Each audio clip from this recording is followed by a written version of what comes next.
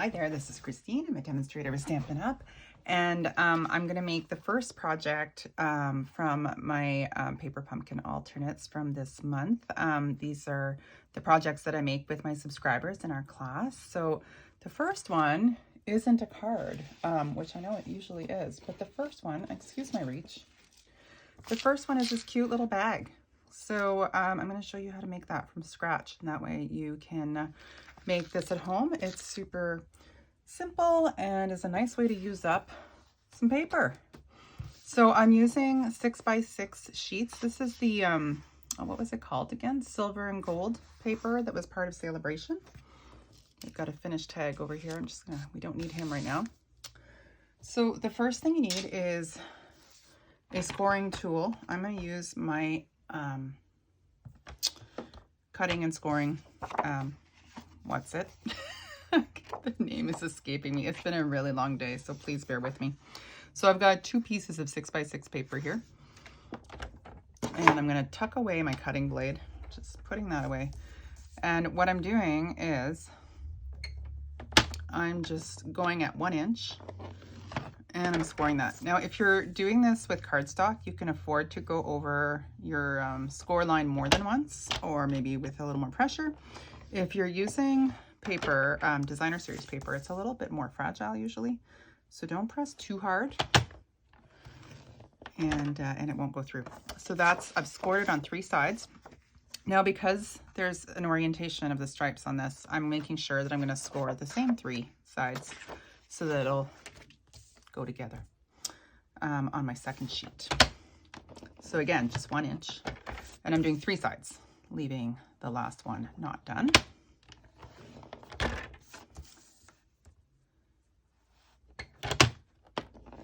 And there we go. And that means I can put away my fabulous cutting and scoring tool. Now, I had an old envelope, just scrap paper, and I made a couple of these, right, because I made them for my class, and I didn't want to have to guess where to stamp my holes, or where to cut out my holes. So I did a little template for myself. So this is an old hole punch that I've had for a million years or so. And I'm just punching out the holes. So much easier to do this when it's flat. And that's done. Now, I'm going to fold my lines. You can use a bone folder and make these extra crisp if you want. It's really not necessary. So I'm doing both. Now I'm going to take out my snips, and on one of the pieces I'm cutting to that 1 inch mark at both ends. And so on the first one, I'm now going to notch that. So it just means I'm starting at the bottom a little bit wider, and I'm tapering into the corner, and I'm just notching these little side pieces, not touching the centerpiece. And it's just so that when you fold it up, things go nice and smoothly. All right, so that's one piece. Set that aside. For this one, I'm cutting up to the 1 inch mark on both sides. And then I'm turning it, and I'm just going to cut out those little squares by cutting on that line.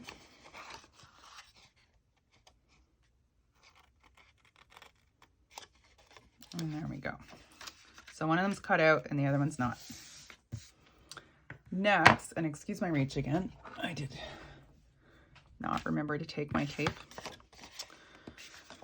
So on the one that you've got the 2 flaps, I'm using my tear and tape. You can use any strong adhesive that you have.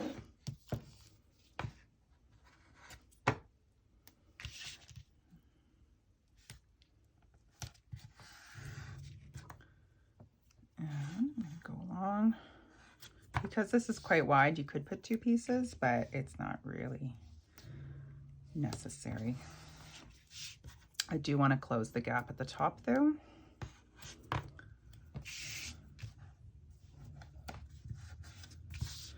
And for good measure, I'll put one up here too. All right, so now that's just double-sided tape if you haven't worked with it before, but it's super sticky, which is what you want for this project.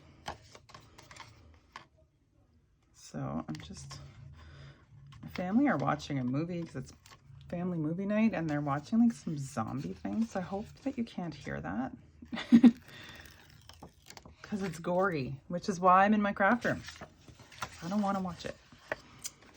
All right, now what we're doing is just lining these pieces up. This is where I like my liquid glue because you can move things around without them kind of setting. But anyway, be bold, be strong, make that fold. And then we're going to the other side and doing the same. I get so stressed out when stuff has to line up. It'll be fine. There we go. There we go. So now you've got a piece where the folds are coming at you. You can't really see them, but that is the back. So we want to put this flap on the inside. And then we're going to put glue here, here, and there, and close that up. So for the bottom, I usually just use my liquid glue because it is a strong adhesive once it's dry. There we go. And then what we're doing, I just hold this guy back, close, close, close, press, and then I grab whatever is closest. I usually use my bone folder, but you can use your a ruler, a pencil, whatever you've got handy. And I'm just pressing down on that inside flap so that everything's nice and tight. And now we've got a bag. So easy peasy. So then what we're going to do is you'll have a red ribbon in your bags as well. So I'm starting on the inside. I'm going through one hole and back into the bag through that one and out of the bag through this one.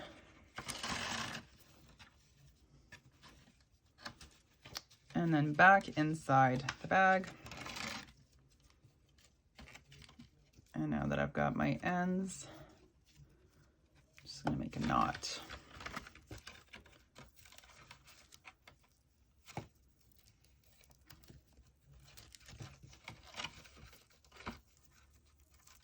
So once this bag is all finished, it measures 4 by 5, and it's 1 inch in depth, or yeah. And then once you've got your knot done, you got your cute little bag. And then that's where the tags come in. We've then got these gorgeous tags that we've made with the kit.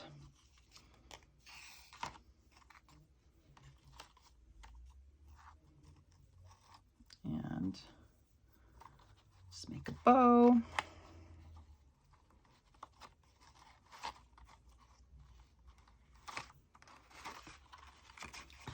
And that's our first little project for this month. So super cute. That's the no peeking. So yeah, I hope you like this and that you'll give it a try as well. You can do it with any designer series paper, any ribbon for handles, and use it for any occasion. So that's the first project. I'm going to make a separate video for our card.